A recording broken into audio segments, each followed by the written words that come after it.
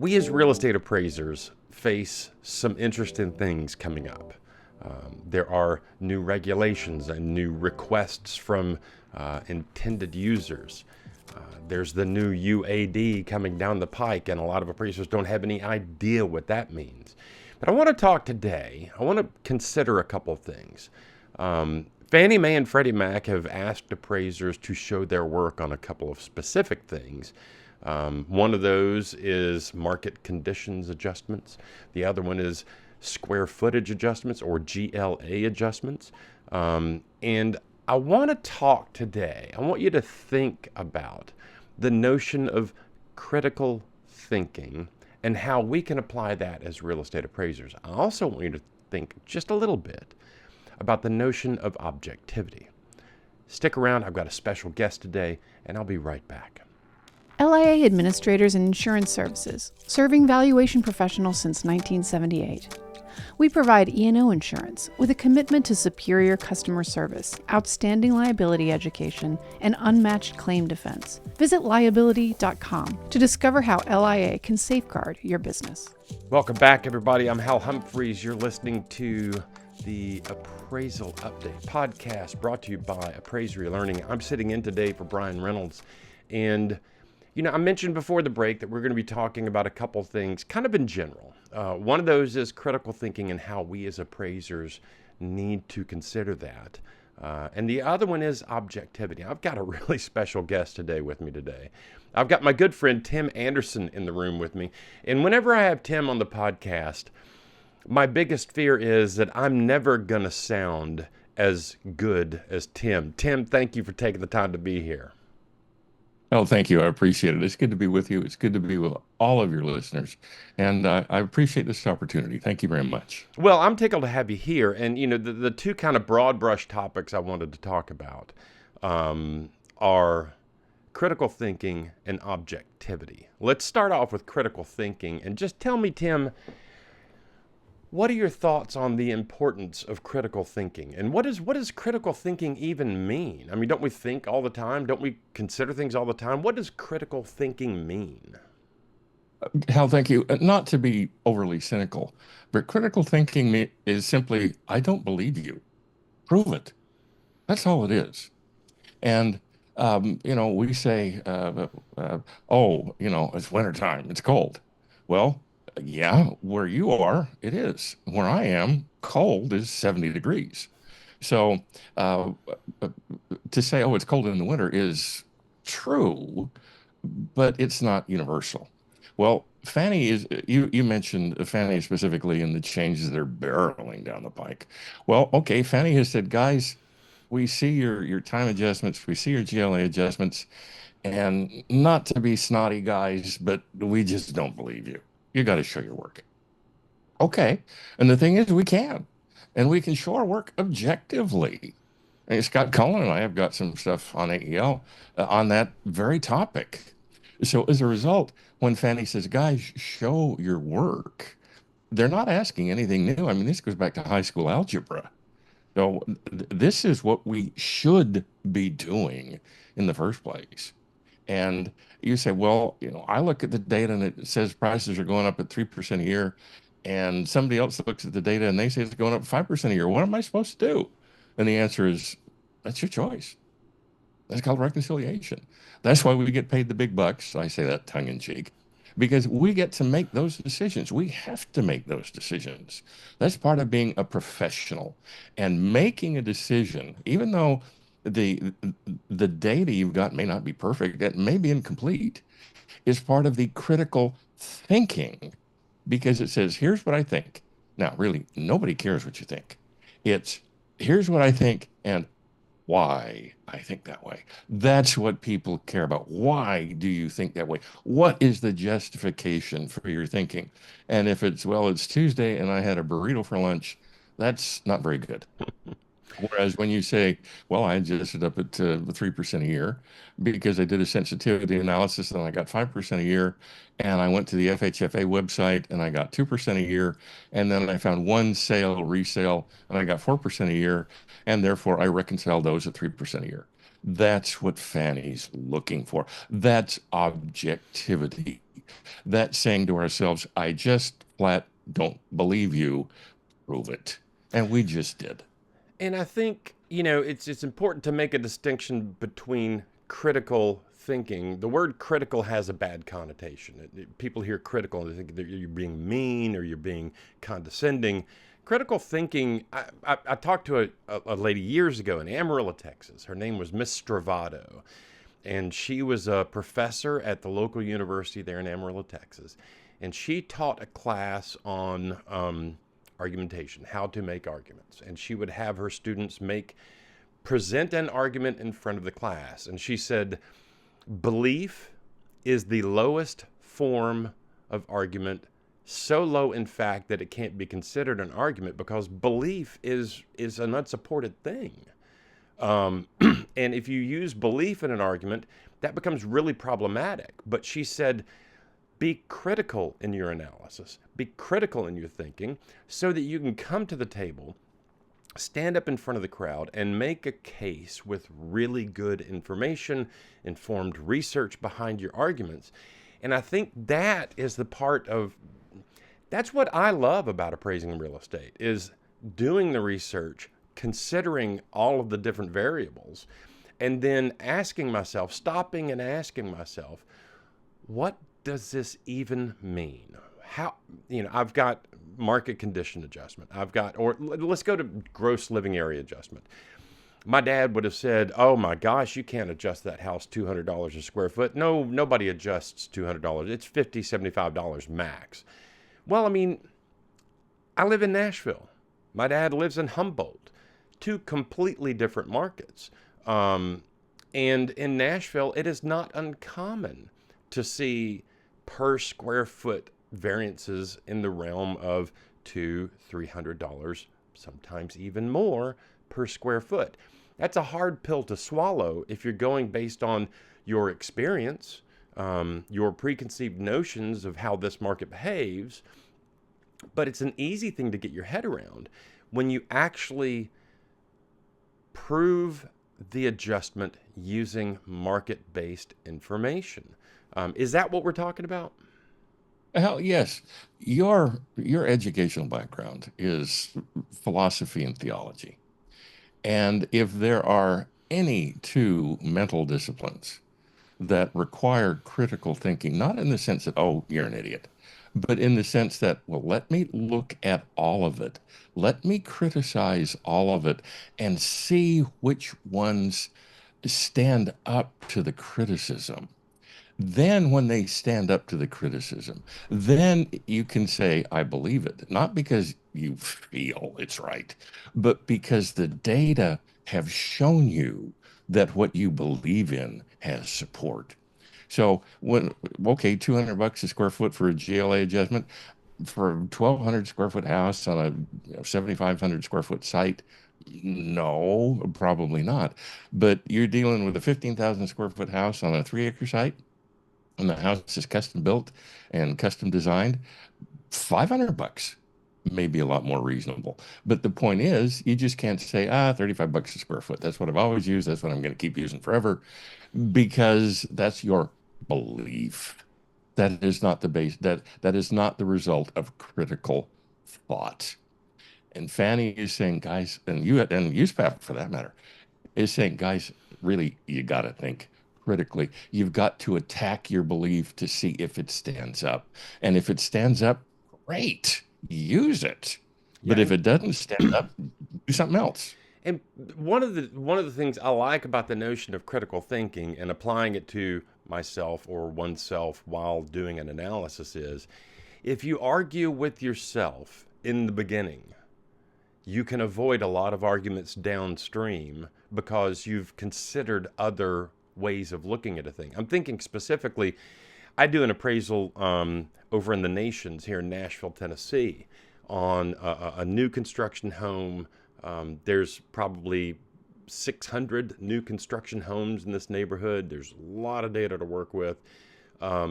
If I just go in and say, I've been appraising real estate in Nashville, Tennessee for 30 some odd years.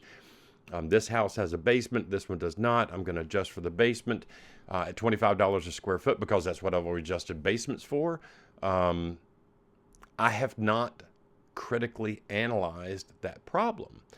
If I, on the other hand, and what happens is I do that and I get the report out the door. And granted, Tim, we've got to acknowledge appraisers, even today when the market is not crazy busy, we are still pressured to get reports done in a fast fashion, get them turned in as soon as possible.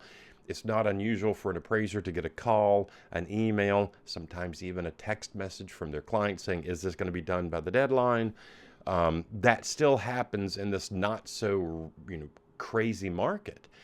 So there's pressure on appraisers to get the job done and send it out the door. If I just apply what I think is a basement adjustment, without arguing with myself, without testing that theory, that idea, that notion, I can guarantee you, Tim, if not 2 days later, 2 weeks later, I'm going to get a call from an underwriter who says, or a reviewer who says, hey, Hal, got your report. You said $25 a square foot in the basement. Homes in that neighborhood are selling for $600, $700 a square foot. Do you have any, support for that? I mean, at that point, I'm like, not really. But if I go through the exercise of critically thinking about whatever the adjustment is and studying the market and getting information and analyzing it, then I can make an informed decision. And if it happens to be $25 a square foot for a basement in that neighborhood, not likely, but possible, all right? If it happens to be that and the reviewer calls and says, hey, Hal, do you have support for this adjustment? Yes, I do. Better yet, and I think this is what Fannie and Freddie are looking for, I put that analysis in the report so the reviewer can read it and say, oh, wow, that's shocking, but it makes sense. And I don't get the call because I've applied critical thinking up front early on in the process. Does that make sense? Hell yeah. I mean, let's face it, let's stay with your basement example. Okay. $25 a square foot to $200 a square foot. Okay. And you like 25 because that's what you've always used. But you also could figure out 200. Well, what you've just done is you've just set the high and the low levels. So you're looking at a accumulated knowledge, and you say, you know what? I did $25 a square foot, and the underwriter just pushed back. So let's not go with $25 a square foot. Let's try it at 90. Let's just try it and see if it works. And you look at it and you go, no, let's try something else. And you try 80 and you go, and then you go 70 and it works. Okay, that's proof, or as I should say in a USPAP context, that's support, because you've tried something and you eliminated what doesn't work. And then the next time you do an appraisal up there, you go, well, I'm not going to worry about 25 and 50. I'm going to start at 75 because that's where I started the last time and that's what worked. So yes, that's why USPAP says, hey, guys, have a work file with everything in it. So what you've got is a research archive. So the next time you appraise in that neighborhood or a similar one, you can say, nope, I'm not worried about 25 or 50 or 75. I'm going to start at 80 or 85 or whatever it is. So yes, the critical thinking is eliminating that which you know does not work. And you know $25 a square foot doesn't work. Yeah, and the analysis you just mentioned, I think a lot of people call that sensitivity analysis. I'm testing, and then the numbers kind of line up and it starts to make sense. I've got a sensitivity analysis there, very rudimentary, but a sensitivity analysis. There are so many ways to get to a per square foot adjustment for gross living area or below grade finished area. And I want to be real clear about this. When I say the word basement, it gives me heartburn. I still, when I look at the Fannie Mae form and I see basement, it gives me heartburn because in Tennessee, basement has this connotation of that little narrow door beside the refrigerator in the kitchen that is a little bit shorter than the rest of the doors in the house, and you open it up and there's a set of stairs that go down into maybe a concrete padded area with 4-foot high knee walls around it and dirt beyond that. And the stairs are like the rise and run varies from 5 to 7 inches on both elements, and you will die if you try to go down those stairs. That's what a basement means in Nashville. I love the idea of below grade finished area. That's one of the things I like about ANSI.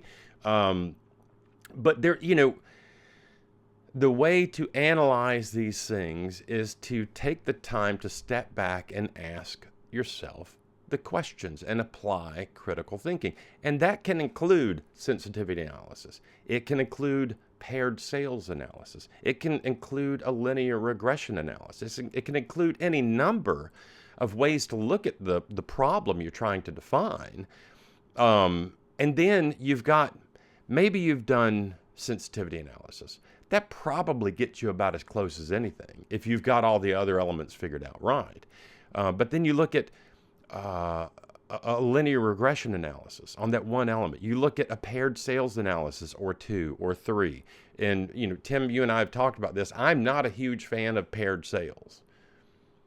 I think paired sales are just like single point observations of a thing that I think they're meaningless, but it is accepted methodology. I think if you get 2 or 3 together, you might have something to lean on. I would not be comfortable personally using paired sales as my only support. But as an appraiser, if I say, I've looked at this property, I've made this adjustment based on sensitivity analysis, paired sales analysis, linear regression analysis, I'm not afraid to show that work. Number one. Number two, I'm not afraid to do that work.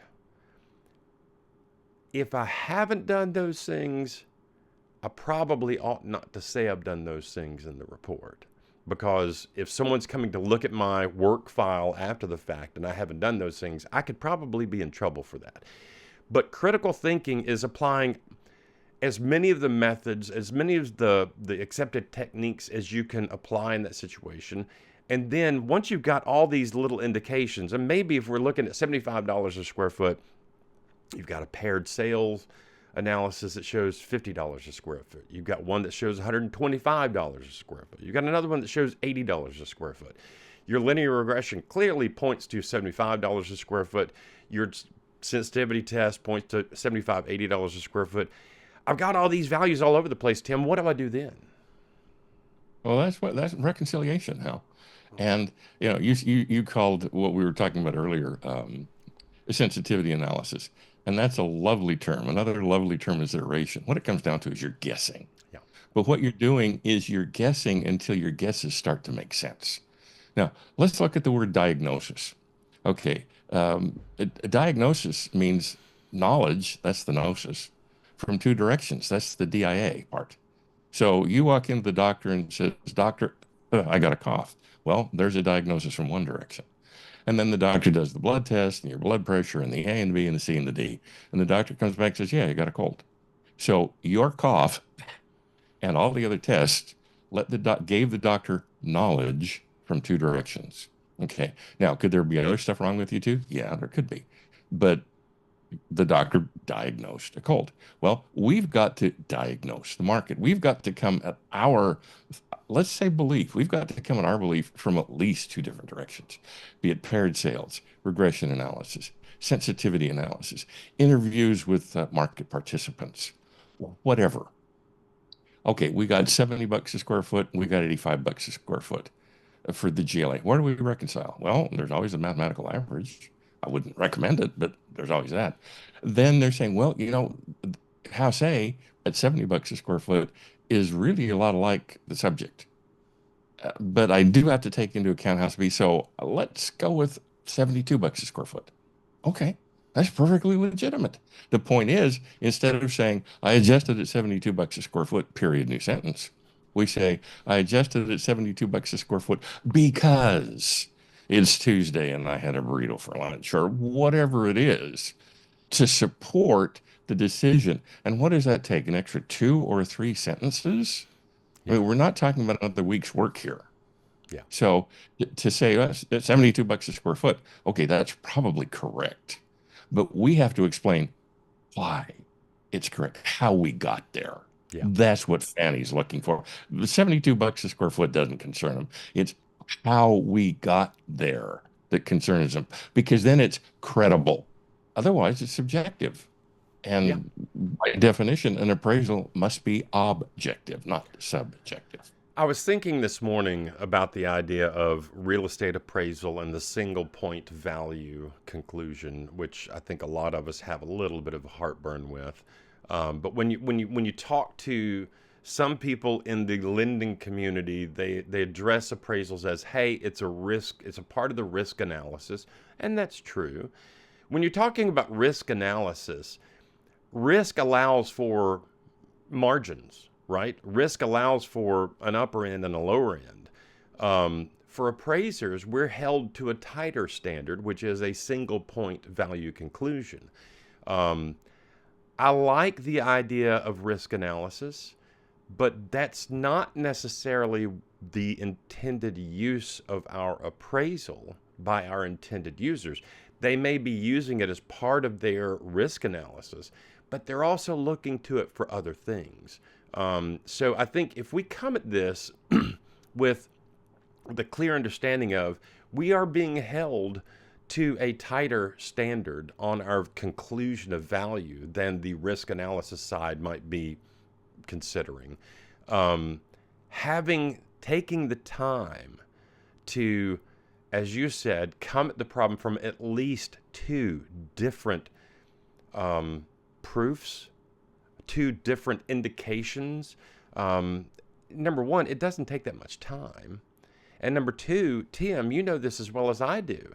If I'm appraising a house in the Nations in Nashville, and they're all new construction, they're all 3,500 to 4,500 square feet, let's say, I do my square footage analysis in January. There's a really good chance I can use that again and again and again and get some efficiencies out of that analysis. Now, I need to be paying attention to the market as it's going on, and I may need to adjust that, but it's not, you're not having to do this every single report. Does that, I mean, do you agree with that? Or you disagree with that? Oh, Hal, you've got to be efficient. And you mentioned why, because we are under a relatively tight time leash. And that's something that I believe appraisers have not fully mastered. And because we tend to look at appraisal assignments as different because they are. And we tend to look at subject properties differently because they are unique, they're special. But yet, okay, you're in the Nations in Nashville, and they're all 3,000 to 4,500 square feet. Well, therefore, if you've adjusted one at $150 a square foot, chances are, unless the market has changed drastically, $150 a square foot's probably going to work. So start there. And if it doesn't, go to 145 and then go to 155. In Yeah. other words, yes, Yeah. until it worked. Yeah. All right, so we've covered critical thinking, and I think everybody, we could put the stick down and step away from the horse on that topic. But I think it actually informs the next topic, which is objectivity. And first of all, you and Scott Cullen have a class coming up on objectivity. Tell me about that class. Well, basically, your appraisal has to be objective. I mean, by definition, uh, um, an appraisal, it says, by definition, USPEP's definition of an appraisal is the process an appraiser goes through to arrive at a value opinion. And then the definition of an appraiser is one who provides valuation services competently and in a manner that is independent, impartial, and objective. Okay, so that's all built in. Well, let's go back to what we were talking about, our adjustments. We got the GLA, or we got the time adjustment from the FHFA website, from a sale resale, and from participating brokers in the market. Okay, now when we say, okay, prices are going up at 4% a year, or going down at 4% a year, or are stable, then, and somebody says, well, okay, how did you get there? Well, I talked to the broker, I went to FHFA, and I got a sale resale. Oh, okay, then you did so objectively. There's nothing subjective there. Yeah. Now, do we have to interpret the data? And is it possible that that interpretation is going to be subjective? Yes, it is. But what we're hoping is the error high and the error low compensate for each other. That's the basis of statistics. That's why you got to have a whole bunch of data in order to engage in a statistical analysis, because the theory is what's wrong high will balance off what's wrong low. And therefore, the picture you end up looking at is 90% accurate of what's going on. Well, that's about the best we can do. Yeah, I think that sums it up beautifully. And at the end of the day, Tim, if we apply critical thinking and we employ all of the methods available to us, or a number of the methods available to us, to derive our indications of adjustments or whatever it is we're going to draw a conclusion about, then we're being objective. And that meets that standard. I just finished, Jeff Bradford and I sometimes swap book recommendations. And I just finished a book that he and I talked about a couple of months ago. And it was talking about map making specifically. It was from the Stanford School of Design, I think it was. But in map making, the author was talking about, in every map you ever see, there is involved in the making of that map is data, bias, and craft. And I know bias gets a really bad rap in appraisal circles right now, and there's a very good reason for that. But everyone who teaches a bias class acknowledges we all have biases. It's built in, it's baked into the human condition. We have biases. Map makers, for instance, the flood maps that we look at, FEMA is biased in their gathering of data. They're not so interested in all of the streets around. They're more interested in the rivers and streams. They're not really interested in topography except for how it impacts rivers and streams and where the flood boundaries come up and down over a given time. So they're biased in their gathering of data. They're also applying their craft to paint a picture for the end user. And the picture they want to paint is, if you think about it in terms of intended use and intended user, the intended user would be an insurance provider or someone looking at a home trying to see if it's in the flood zone or not. That's the intended user. And then the intended use is literally, is this property subject to flooding? Is that an important thing to consider? Absolutely. If you're in Treasure Island, Florida, 2.5 weeks ago or a month ago, flooding is a really big, significant issue for you to consider. But there's always, in the building of a picture like that, a map, there's always data involved, there's some bias involved, and there is the craft of putting it all together. I would argue, and I want your take on this, that as real estate appraisers, we take data, we gather that information together, we analyze that data, and then we use our craft, which would be the accepted methodologies, those things, to then paint a picture for our intended user for whatever their intended use is. Does that fly with you? Hal, yes. I mean, again, you mentioned how awful bias is. Well, yeah, there is an awful side to it. But one of the sides of bias is when you hear screeching tires while you're driving your car, you are biased toward looking around to see if whatever is causing that screech is coming at you. Yeah. Okay. So we develop biases basically as self-protection. Okay.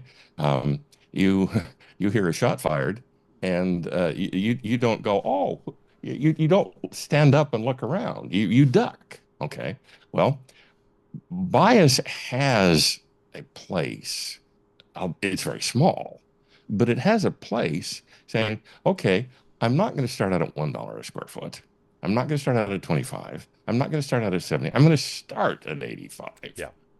So you're biased toward everything below that. Okay, that's not the kind of bias we're worried about. We could call that bias experience. Yeah, but Okay. the bias we're worried about, what I'm trying to get around to, and I know I've run all the way around Robin Hood's barn to get there, is if we apply critical thinking and we do so in an objective fashion and look at the numbers, we can eliminate the biases that are detrimental, that are bad. Would you agree with that? Yes. We can eliminate the detrimental biases. Yes, and that's what critical thinking does. It eliminates that which does not work in the context of what you're doing. Yes. I love it. Tim Andersen, thank you so much for being with us today. I appreciate your time.